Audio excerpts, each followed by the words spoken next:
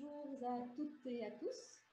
Merci d'être avec nous pour cette première rencontre d'éthique en question, initiée par le Centre d'action laïque et le service laïque d'aide aux personnes du Luxembourg.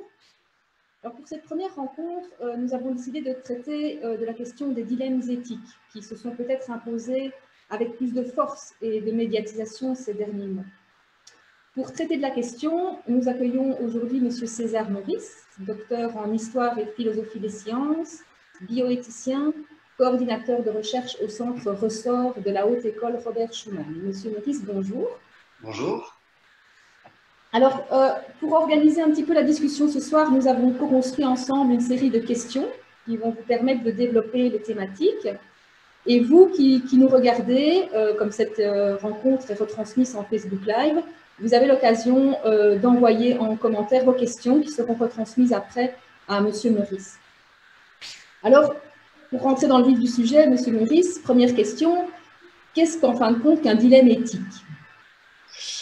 Alors, d'abord, merci pour votre invitation. Je suis très heureux ici de pouvoir venir discuter avec vous de ces questions et aussi de représenter la Haute École Robert Schuman ainsi que le Centre Ressort et dans lequel je travaille avec Cécile Bolly depuis plusieurs années maintenant. Alors, avant de s'intéresser à la question de ce qu'est ou ce que pourrait être un dilemme éthique, je crois qu'il faut d'abord se poser la question de ce qu'est l'éthique. Il y a beaucoup de définitions de l'éthique, beaucoup de manières de la comprendre. Et déjà, pour commencer, il faut savoir que l'éthique traverse et concerne toutes les sphères de la société. Il y a par exemple l'éthique environnementale, l'éthique politique, il y a l'éthique sociale et bien entendu l'éthique de la relation d'aide et de soins, ce sur quoi nous allons nous concentrer aujourd'hui. D'ailleurs, la plupart du temps, ces différentes sphères et les différents enjeux éthiques entre ces différentes sphères de la société se recoupent. Bien sûr, les enjeux politiques ont trait et sont en lien avec les enjeux sociaux, environnementaux et bien sûr les enjeux qui ont trait à la question de la relation d'aide et de soins. Alors, peut-être, au lieu d'une définition stricte et rigide, ce que je voudrais vous dire, c'est que lorsqu'on se retrouve face à une situation donnée, on n'a pas tous toujours le même point de vue sur ce qui est souhaitable ou non de faire, sur ce qui est susceptible de faire sens. Et quelque part, derrière chaque position, derrière chaque point de vue, derrière chaque considération, se cachent des valeurs. Et des valeurs qui nous importent de manière variable, selon les personnes et selon les situations qu'on rencontre. Ce que l'éthique propose, en tout cas la manière dont on l'aperçoit nous, c'est de s'inscrire dans une pratique. L'éthique n'est pas quelque chose qui se dit, quelque chose qui s'impose, c'est plutôt une pratique, un engagement, un travail collectif qui vise à identifier les différentes valeurs qui sont en jeu dans une situation qui pose difficulté à un groupe, à une équipe de soins par exemple, en vue d'essayer de davantage comprendre ce qui s'y joue, voir ce que les uns les autres pensent, comment est-ce qu'ils se positionnent, pourquoi est-ce qu'ils se positionnent de telle manière, et ce qu'il y a derrière. Et ça permet de délier un petit peu les situations dans lesquelles on peut rencontrer des nœuds, et ça permet de prendre des décisions qui sont plus éclairées et plus apaisées. Alors, simplement, avant de passer au dilemme éthique, pour bien comprendre de quoi est-ce qu'il en retourne lorsqu'on parle d'éthique, elle ne propose pas d'offrir des solutions toutes faites. C'est un moyen qui permet de structurer des réflexions pour permettre aux personnes de poser des choix plus éclairés et d'identifier des conflits de valeurs qui sont en jeu dans une situation donnée. Ainsi, mieux comprendre ce qui soutient en fait la position de chacun à travers une problématique particulière, ça aide à mieux co-construire après collectivement des potentielles réponses qui pourraient être apportées à la difficulté. Et chacun alors a davantage la possibilité de se sentir respecté dans ce qui est susceptible de faire sens à ses yeux. Alors pour en venir au dilemme éthique, comme indiqué, les questions éthiques et donc les dilemmes éthiques sont présents dans toutes les sphères de la société. Prenons par exemple un directeur d'entreprise qui doit licencier des travailleurs en raison des pertes financières dues par exemple au Covid, là, tout récemment, et là maintenant ça va probablement se passer malheureusement pour bon nombre d'entreprises. Il y a des chefs d'entreprise qui vont devoir faire des choix pour préserver le reste des travailleurs, ils vont devoir en licencier d'autres. Et donc, quelque part, ils vont devoir sacrifier l'emploi de certaines personnes, sachant qu'ils vont probablement les mettre au chômage, qu'il y a une famille derrière, probablement un emprunt, et tout ça pour pouvoir sauver l'emploi d'autres personnes. S'il ne le fait pas, encore une fois, l'entreprise risque de couler. Et pour lui, pour le directeur, ça va être un choix difficile dans lequel il va avoir différentes valeurs qui vont être en tension et qui comptent tout autant pour lui. Par exemple, là, la valeur qui va être négligée sera probablement, enfin, en tout cas qui vont être en tension, c'est l'humanité, la solidarité, la fidélité à certains employés, ou préserver des familles probablement qu'il connaît ou pas, on verra. Donc il va devoir faire des choix et ces choix, derrière ces choix, il va devoir valoriser certaines valeurs. Alors, un dilemme éthique, c'est une tension entre des différentes valeurs qui sont mises en balance et qui peuvent être respectées, qui ne peuvent pas être respectées simultanément. Et c'est bien ça, le dilemme. C'est lorsqu'on ne peut pas respecter deux valeurs qui comptent ou deux valeurs qui nous invoquent ou qui nous convoquent. Et donc, un conflit de valeurs peut concerner une seule personne qui est tiraillé entre deux valeurs qu'il souhaiterait respecter. Mais ça peut également concerner une personne, par exemple, une personne dans une équipe, un soignant avec un autre soignant, ou un soignant avec un patient, ou un soignant avec la famille d'un patient, ou également des soignants avec leur hiérarchie. Typiquement, pour vous donner un exemple de conflit, de dilemme éthique, c'est lorsqu'on doit respecter la liberté d'un patient et en même temps tenir compte de l'impératif de sécurité. On peut par exemple avoir envie d'empêcher quelqu'un de déambuler dans les couloirs parce qu'il risque de faire des chutes en raison de ses troubles cognitifs par exemple. Et donc on va peut-être être tenté de vouloir évidemment essayer de l'empêcher de faire des chutes. Mais en faisant ça, on ne respecte pas son autonomie ou son autonomie résiduelle. Donc les conflits de valeurs sont loin d'être exceptionnels. Ils font partie inhérente de la vie organisationnelle et de la sphère du soin et de la relation d'aide qui nous concerne aujourd'hui. Ces dilemmes éthiques auxquels sont confrontés les gens, ils ont des conséquences très concrètes sur les individus qui les vivent.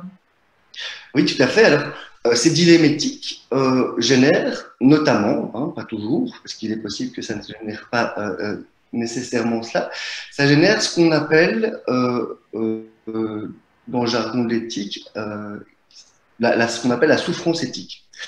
Alors, la souffrance éthique fait partie de la souffrance psychologique et elle survient lorsque un travailleur ne peut plus respecter toutes les valeurs importantes pour lui.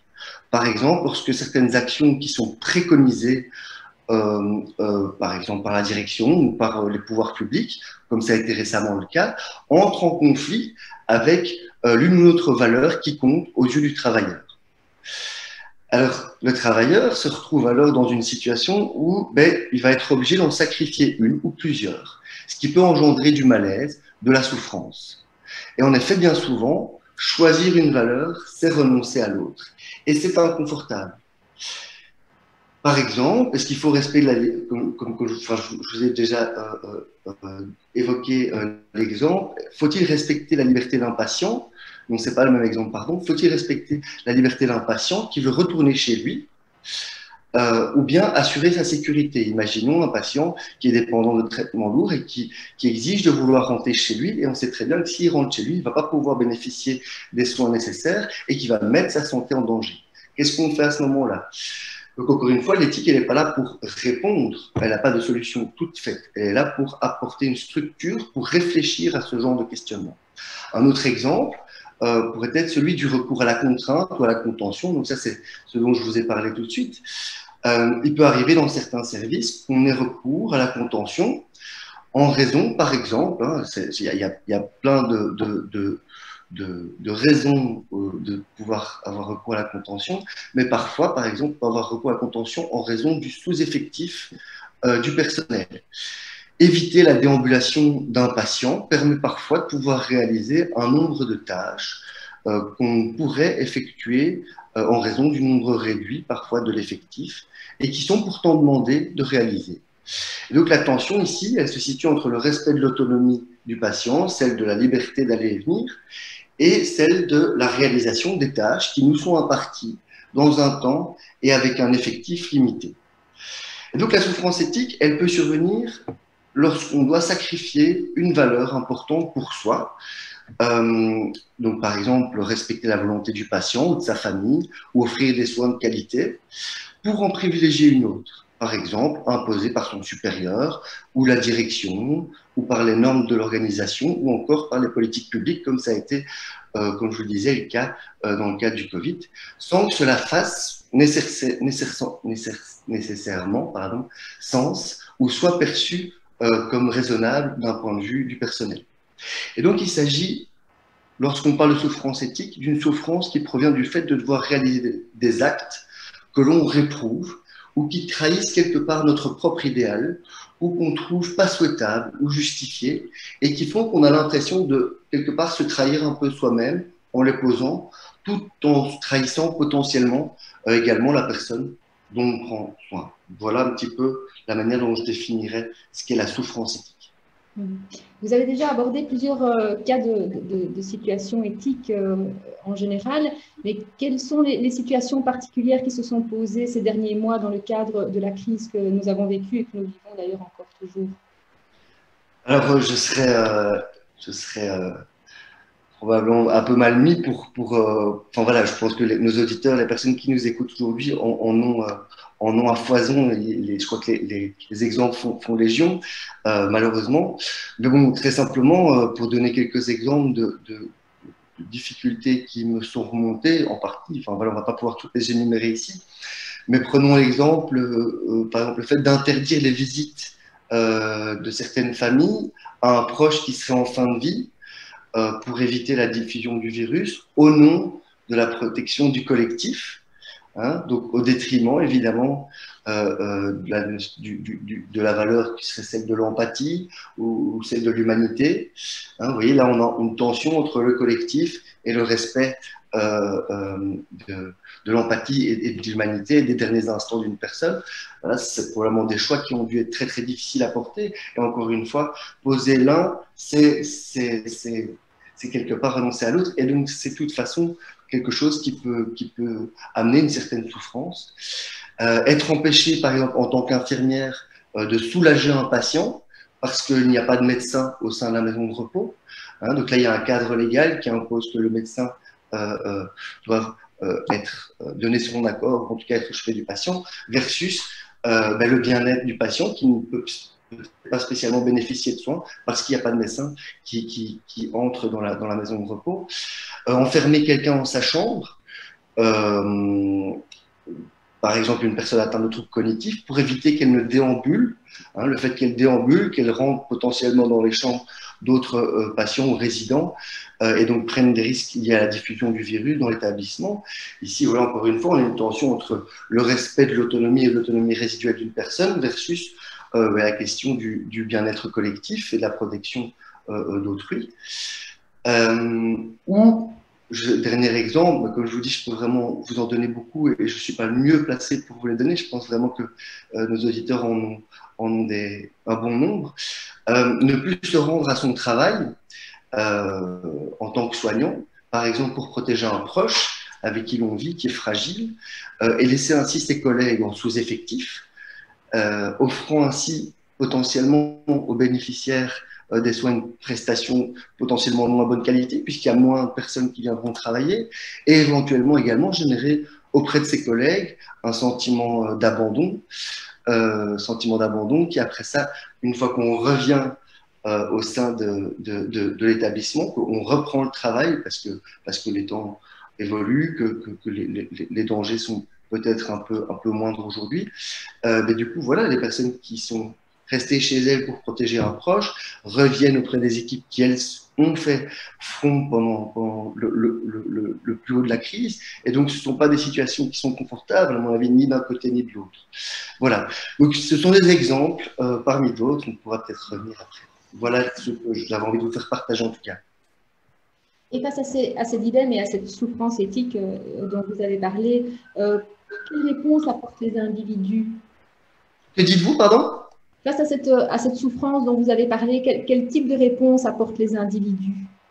Alors, face Oui, donc en fait, face alors là, on prenait la problématique du Covid, mais de manière générale, face à la souffrance éthique, de manière très générale, euh, certains professionnels du soin mettent en place ce qu'on a appelé des mécanismes de défense.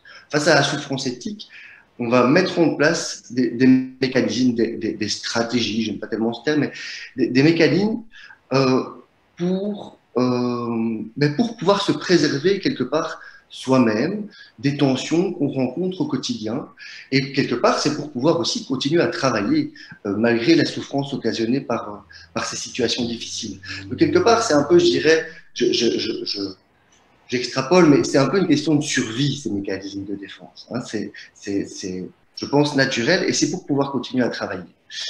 Alors, je peux citer différents exemples, bien entendu non exhaustifs. Un des mécanismes de défense est, par exemple, de prendre de la distance avec la situation, se mettre à distance. Alors, se mettre à distance n'est pas spécialement quelque chose de mauvais, mais en se résignant, en se disant que de toute façon, à quoi bon s'en faire, on n'y changera rien individuellement. Et dès lors, ben, comme de toute façon, je ne peux rien y faire, eh ben, je me blinde un petit peu et je vais être moins attentif éventuellement à la souffrance d'autrui et aux injustices potentielles qu'il serait susceptible de subir. D'autres peuvent, par exemple, se concentrer sur les tâches strictement techniques, matérielles ou administratives, en s'empêchant quelque part ainsi de se confronter directement à la qualité réelle de ce qui est proposé.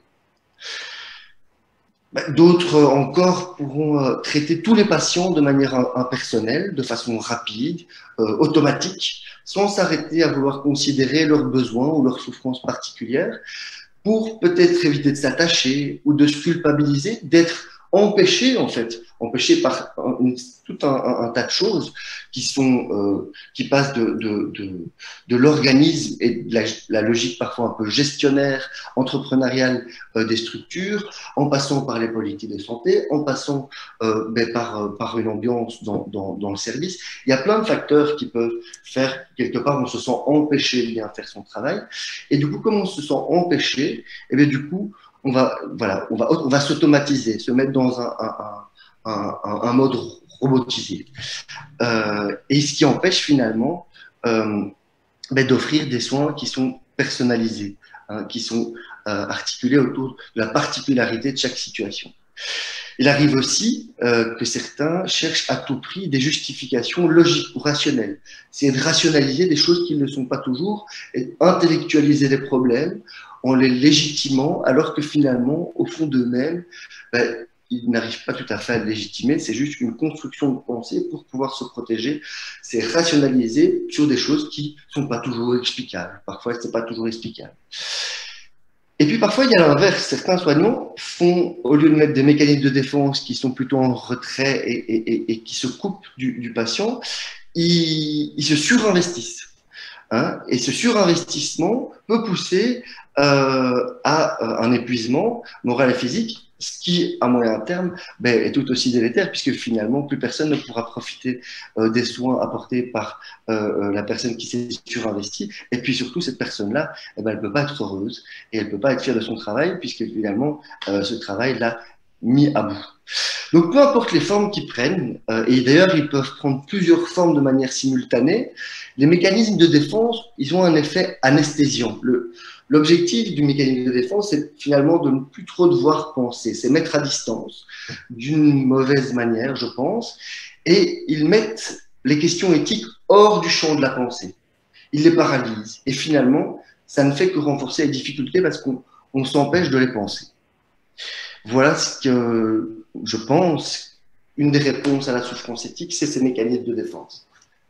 Alors, vous travaillez pour le centre Ressort qui a justement mis en place différents outils pour aider les personnes et les équipes à dépasser ces premières réponses et ces mécanismes et à les soutenir dans la réflexion. Vous pouvez peut-être nous présenter quelques outils que vous avez mis en place? Oui, je vous remercie beaucoup pour cette question et merci de nous donner la possibilité ici d'en parler. Non pas que voilà, ça nous fait de la publicité, mais plutôt parce que je pense vraiment que ce sont des outils, bon, j'en suis convaincu, qui sont utiles et qui sont à votre disposition. Je vous en toucherai un petit mot dans quelques instants. Mais donc, d'abord, ce que je voudrais vous rappeler, c'est que les conflits éthiques font partie inhérente du métier du soin. Mais c'est pas pour ça que la souffrance qui en découle est inéluctable, ou en tout cas qu'on peut rien y faire. Et donc, il existe différents outils éthiques d'aide à la réflexion qui permettent bien souvent de prendre des décisions de manière plus apaisée, comme je vous le disais, éclairée, d'ouvrir au dialogue, de combattre la solitude. Ça, je crois aussi que c'est très important. Ce sont des outils qui invitent à collectiviser et à montrer les différents regards sur une situation donnée, à voir que le sien, qu'on pense être évident, ne l'est peut-être pas toujours. Et ça permet d'ouvrir. Et du coup, ça permet aussi de casser la solitude dans laquelle sont parfois les soignants, et peut-être aussi la culpabilité. Et donc, c'est en assumant et en élaborant collectivement les décisions qui sont prises, ou en tout cas les réflexions, en pluridisciplinarité si c'est possible, et en co-construisant du sens, qu'il est possible, selon nous, d'apaiser les souffrances vécues par bon nombre de professionnels du soin. Alors, je vais rapidement ici en évoquer trois supports qui ont été développés par le Centre Ressort de la Haute École Robert Schuman, qui, comme ça vous le savez pour ceux qui ne connaissent pas, se situe en province du Luxembourg, qui travaille sur 3 sites, Libramont, Virton, Arlon, et le Centre Ressort, qui a été créé et initié par Madame Cécile Boly, que sûrement certains d'entre vous connaissent, et dans lequel j'ai, comme je vous l'ai dit, la chance de travailler depuis plusieurs années. Alors, le premier outil, c'est un outil qui, en fait, dans le cadre des activités courantes, le centre propose des formations à l'éthique, ça je pense que c'est bon que vous le sachiez, ainsi qu'une aide à la réflexion et à la décision au cas par cas, qui s'appuie sur une boîte à outils. Donc, c'est un support. Et dans cette boîte à outils est présente une démarche d'aide à la décision en 4 temps, pour aider les professionnels qui font face à une situation éthiquement difficile. Et elle s'articule autour de l'élaboration par petits groupes de différents scénarios autour d'une situation qui a posé problème et qu'on partage. Et ces différents scénarios, chaque petit groupe va proposer 3 scénarios, donc 3 possibilités, 3 ouvertures possibles par rapport à la difficulté rencontrée. Et après ça, on va les mettre en commun. Et cette mise en commun montre qu'en fait, ce qu'on pensait au début évident l'est peut-être un peu moins, en voyant toutes les pistes d'ouverture qui s'ouvrent à nous. Et finalement, ça permet d'avoir une réflexivité sur sa pratique, avoir une réflexivité sur ce qu'on pense être évident. Et puis surtout, ça ouvre des pistes d'ouverture pour la co-construction par après d'une décision qui soit élaborée collectivement. Et du coup, comme elle est élaborée collectivement, la responsabilité est construite collectivement et elle est moins lourde et du coup, elle est plus apaisée.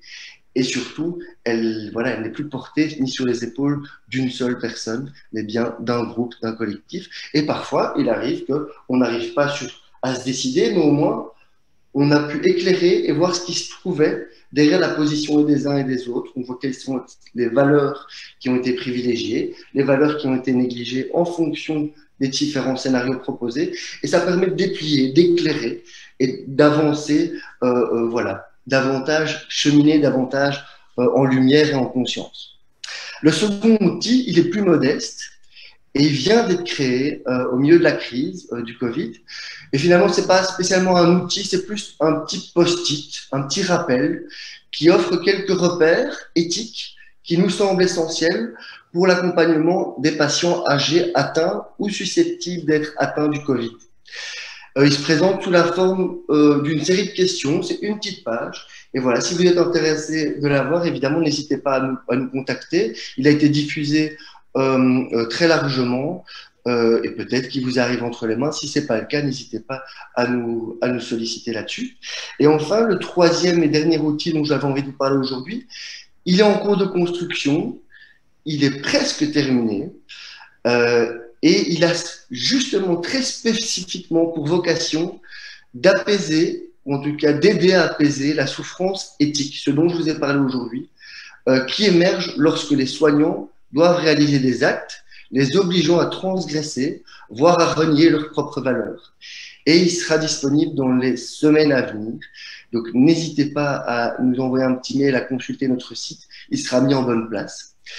Voilà. Et donc, chacun à leur manière, ces 3 supports peuvent vous aider à structurer vos réflexions, ou en tout cas à acquérir une réflexivité et à vous offrir un support, voilà, pour vous lancer et vous aider à réfléchir et à identifier les conflits de valeurs qui sont en cause dans les difficultés que vous rencontrez, à les nommer, c'est important, à les nommer et du coup à mieux les comprendre et à voir comment est-ce qu'ils sont vécus pour ensuite pouvoir les travailler ensemble, collectivement, de façon plus éclairée. Et donc, pour en terminer, c'est de cette manière, je pense, que les choix peuvent être posés plus sereinement et, comme je vous le disais, en conscience. Et c'est comme ça qu'on contribue, je pense, et d'expérience, je crois qu'on peut vraiment l'affirmer, à diminuer la souffrance éthique et à réinsuffler du sens dans le métier de soignant qui parfois est un peu malmené. Voilà ce que j'avais envie de vous dire aujourd'hui. S'il y a des questions, c'est avec plaisir que j'y répondrai.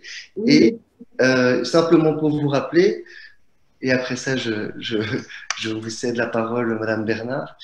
Le site ressort, c'est www.ressort, comme un ressort, comme pour rebondir, .hers, H-E-R-S-O, d'école Robert Schumann.be. Donc www.ressort.hers.be.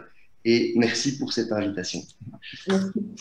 Nous avons effectivement une question sur les conséquences psychologiques. Donc, ce sera à vous de voir si vous êtes apte à répondre à cette question. Hein. Donc, la question est celle-ci. Y a-t-il des conséquences psychologiques sur ces choix de valeurs, avec peut-être plus particulièrement sur les personnes qui n'ont pas pu voir leur défunt dans le cadre du Covid, et quelles sont ces conséquences? Alors, je ne suis pas sûr d'avoir d'une part bien entendu et d'autre part avoir bien compris, mais n'hésitez pas à me reprendre si je réponds à côté. Vous avez l'impression que je réponds à côté. Donc, les conséquences, je ne suis pas expert des conséquences, je ne suis pas expert non plus des solutions toutes faites par rapport, ni des réponses à apporter toutes faites par rapport aux problématiques qui sont rencontrées. Ce qu'on peut apporter, c'est un support pour pouvoir construire ensemble des réponses. C'est surtout ça qu'on sait faire. Alors, la souffrance éthique fait partie de la souffrance psychologique, dans le sens où, effectivement, la souffrance psychologique, les personnes ont été confrontées à la mort, les personnes ont été confrontées à toute une série de choses qui sont, qui ont été beaucoup plus prégnantes et beaucoup plus présentes en ces temps de crise. Donc, la partie souffrance éthique fait partie de la souffrance psychologique, mais c'est juste une porte d'entrée pour vous permettre de pouvoir comprendre une partie de votre souffrance psychologique. C'est lorsque vous vous retrouvez confronté à différentes valeurs qui sont en tension en vous ou entre vous, et que du coup, ces tensions de valeurs, elles prennent une place forte, je pense, pour certaines personnes, dans leur équilibre et dans leur bien-être. Et donc, c'est ça qu'on voudrait essayer de mettre en avant, c'est que grâce à certains outils, certains dispositifs, il y a moyen, en tout cas, de désamorcer ou d'apaiser cela. Je ne sais pas si j'ai bien répondu. Mais en tout cas, on n'a pas de réponse précise par rapport à ce qu'il faudrait ou pas faire. Ce qu'on a, c'est des moyens pour que vous puissiez trouver des réponses à ce qu'il faut faire ou ne pas faire. Alors, nous avons eu plusieurs commentaires de grand intérêt par rapport aux outils que vous avez créés. Vous avez dit qu'ils étaient effectivement disponibles sur le site, hormis le troisième qui va bientôt arriver. Mais y a-t-il d'autres moyens d'y accéder? Est-ce que vous faites des formations? Est-ce que vous pouvez aller dans les équipes? Comment les gens peuvent, au-delà de prendre connaissance de l'outil sur le site, comment ils peuvent se l'approprier? Alors, donc d'une part, il y a normalement, ce qu'on essaie de faire, c'est que ces outils puissent être accessibles pour les personnes qui en ont besoin. Donc, on n'a pas envie de rendre ces outils dépendants de notre accompagnement. D'accord? Donc, ces outils sont accessibles et généralement, on peut déjà en faire quelque chose. Ceci étant, on est un centre de recherche et de formation continue. Hein. Et on propose, au-delà des formations continues, aussi des formations de manière très ponctuelle. Et donc, n'hésitez pas, évidemment, on serait très heureux, et on le fait déjà à plein d'endroits, n'hésitez pas à écrire un petit mail, et on voit dans quelle mesure est-ce qu'on peut construire un bout de chemin ensemble, et évidemment, vous présenter ces outils, vous permettre de vous les approprier, et il y a différentes manières de le faire, mais ça, voilà, je ne vais pas les décliner ici, mais donc, voilà, vous pouvez trouver, comme je vous ai dit, des outils sur le site, mais vous pouvez aussi trouver notre adresse mail et nous écrire un mail et on y répondra au mieux et en fonction de nos possibilités, mais on y répondra, très certainement. Voilà. Merci, Monsieur Maurice. Il n'y a pas d'autres questions. Donc, merci pour votre présence avec nous aujourd'hui. Merci à tous de nous avoir écoutés. Et nous, on se donne rendez-vous vendredi prochain pour la deuxième rencontre d'éthique en question où nous accueillerons Monsieur Raymond Gabe qui nous parlera du désarroi des soignants, mais aussi des patients, des résidents et de leurs familles durant ces mois de crise. Donc voilà, je vous souhaite une bonne soirée et à bientôt. Au revoir. Invitation. Au revoir à toutes et à tous.